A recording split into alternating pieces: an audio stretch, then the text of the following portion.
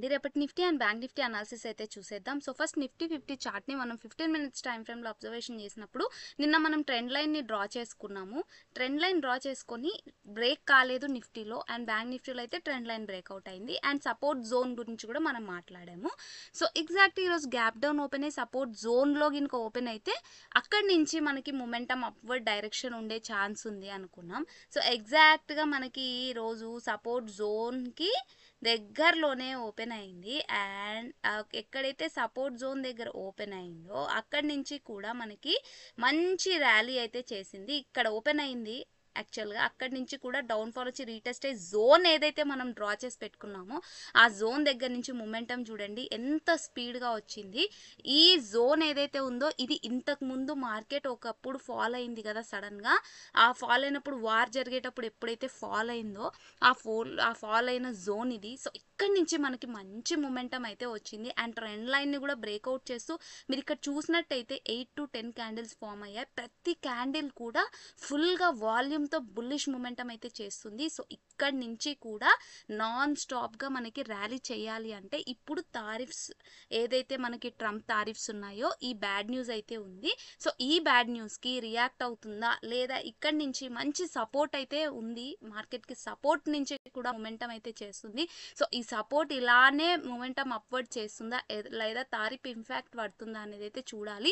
So ఇక్కడి నుంచి కూడా మనం లెవెల్స్ డిస్కషన్ చేసినట్టయితే రేపు ఒకవేళ మనకి గ్యాప్ అప్ ఓపెన్ అయింది అని అంటే 24,700 కన్నా అబోవ్ గ్యాప్ అప్ ఓపెన్ అయింది అంటే 24,825 నుంచి 24,850 జోన్ ఏదైతే ఉందో ఇది రెసిస్టెన్స్ జోన్. ఈ జోన్ క్రాస్ చేసింది అని అంటే మనకి స్లోగా 25,000 లెవెల్ టచ్ అయ్యే ఛాన్స్ అయితే ఉంటుంది.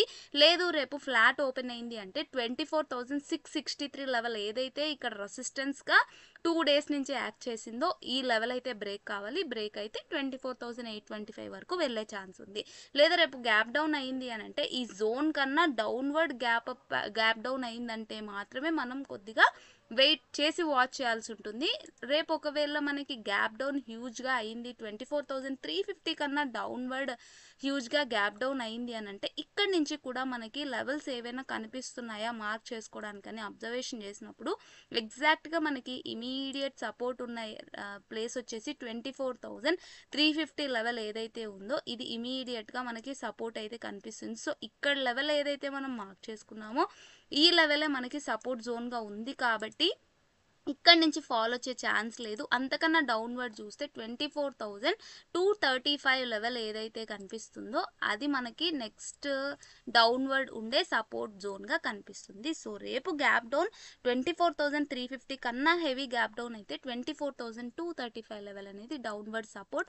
లేదా మనకి జోన్లో ఓపెన్ అయిందంటే మళ్ళీ మూమెంటం అప్వర్డ్ చూసే ఛాన్స్ అయితే ఉంటుంది. సో ఇవి Nifty 50 levels. So bank Nifty levels చూద్దాము. మనం నిన్న డిస్కషన్ చేసుకున్న ట్రెండ్ లైన్ అయితే ఇది. సో దీన్ని కొంచెంగా మనం ఇట్లా కొంచెంగా డ్రాగ్ చేసి అబ్జర్వేషన్ చేసినప్పుడు ఇక్కడికి చూస్తే ఎగ్జాక్ట్గా ట్రెండ్ లైన్ సపోర్ట్ తీసుకొని చూడండి ఒక్కసారిగా మొమెంటం ఆఫ్టర్నూన్ సెషన్లో ఎలా వచ్చిందో. ఈ జోన్ డౌన్వర్డ్ జోన్ ఏదైతే ఉందో ఈ జోన్ ఇంతకు ముందు మనకి ఏదైతే బ్యాంక్ నిఫ్టీ సేమ్ వార్ జరిగినప్పుడు ఫాల్ అయిన జోన్ ఉందో ఆ జోన్ అక్కడి నుంచి కూడా మొమెంటం అప్వర్డ్ చూస్తున్నాం. సో రేపు మనకి ఓపెన్ అయ్యేటప్పుడు ఫ్లాట్గా ఓపెన్ అయింది అంటే 56,000 లెవెల్ వరకు మొమెంటం చేసే ఛాన్స్ ఉంటుంది. బికాజ్ ఈ రెసిస్టెన్స్ జోన్ ఫేస్ చేస్తూ ఉంది.